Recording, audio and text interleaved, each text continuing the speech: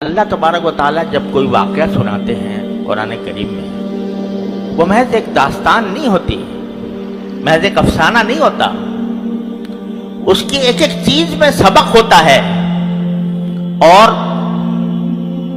اس میں سبق ہوتا ہے ہمارے لیے یہ جو سکھایا کہ انہوں نے یہ مانگا تھا، ہم نے یہ کیا۔ کیا مطلب ہوا اس کا؟ تم بھی مانگو،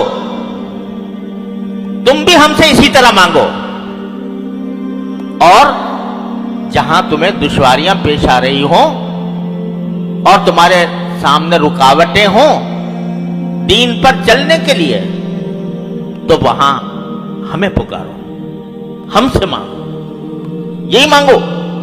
ربنا آتنا من لدنک رحمۃ وہیئ لنا من امرنا رشدا۔ آج لوگ کہتے ہیں کہ جی دین پر عمل کرنا بڑا مشکل ہو گیا ہے، سارا معاشرہ بگڑا ہوا ہے، رشوت کا بازار گرم ہے، ہم کاروبار کریں تو کیسے کریں، بغیر رشوت کے کام نہیں ہوتا۔ ہم بازار میں نکلتے ہیں، گھر سے باہر نکلتے ہیں تو نگاہوں کو پناہ نہیں ملتی، اور نگاہوں کو کیسے بچائیں؟ مجلسوں میں بیٹھتے ہیں تو غیبتیں شروع ہو جاتی ہیں، کیسے بچائیں جبکہ پوری مجلس جو ہے وہ غیبتوں سے گرم ہے؟ کیسے بچائیں؟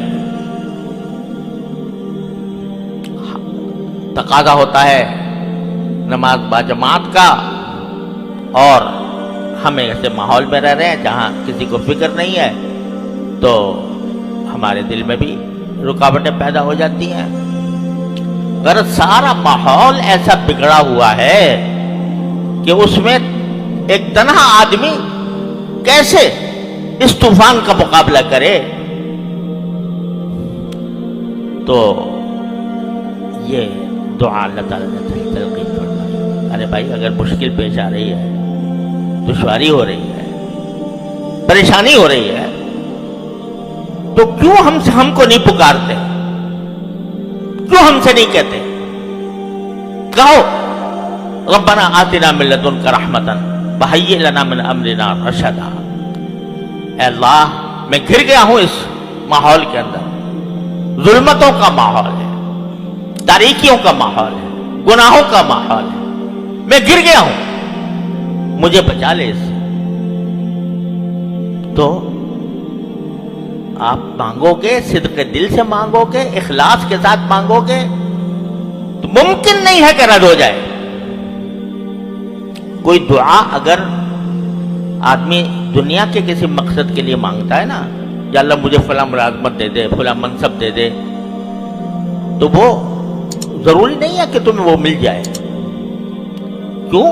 اس لیے کہ جب اللہ تعالیٰ دیکھتے ہیں کہ اس بندے کو اگر یہ منصب دے دیا تو یہ اس کو خراب کرے گا، اس کے اندر تکبر پیدا ہو جائے گا، یہ دوسروں کے ساتھ ظلم کرے گا، نہیں دیتے اللہ میاں۔ اس لیے نہیں دیتے کہ تمہاری مصلحت کے مطابق نہیں ہوتا۔ لیکن اگر تم اللہ سے دین مانگو، صلاح مانگو، گناہوں سے بچنے کی توفیق مانگو، طاعات اور عبادات کی عمل کرنے کی توفیق مانگو، اور صدق دل سے مانگو، تو کیا وجہ ہے کہ اللہ میاں کو دشمنی ہے تمہارے ساتھ؟ اللہ میاں کو تو اس لیے یہ سبق دیا جا رہا ہے کہ جس طرح وہ گر گئے تھے دقیانوس کی سلطنت میں، کفر و شرک میں گر گئے تھے، موت سامنے کھڑی ہوئی تھی، لیکن انہیں ہمیں پکارا، ہم نے ان کو اس طرح معجزانہ انداز میں اس ظلم و ستم سے بچا لیا۔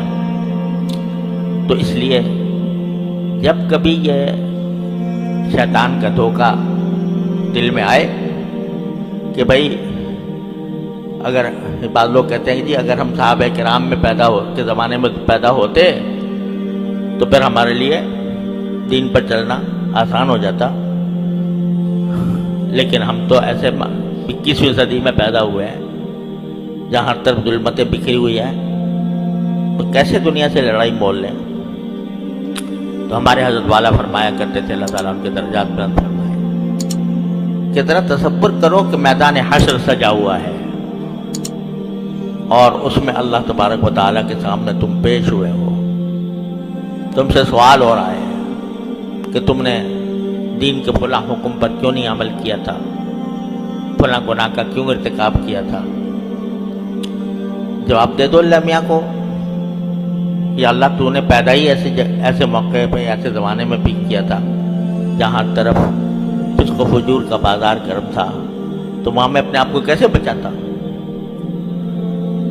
تو اللہ تعالیٰ اس کے جواب میں اگر یہ فرمائے کہ اگر تمہیں مشکل پیش آ رہی تھی مجھ سے کیوں نہیں مانگا، میں نے جگہ جگہ قرآن کریم میں فرمایا ان اللہ علی کل شیء قدیر، کیا میری قدرت پر بھروسہ نہیں تھا، کیا میری رحمت پر بھروسہ نہیں تھا، کیوں نہیں مانگا مجھ سے اخلاص کے ساتھ، کیوں نہیں مانگا؟ مزید اصلاحی تو جواب ہوگا۔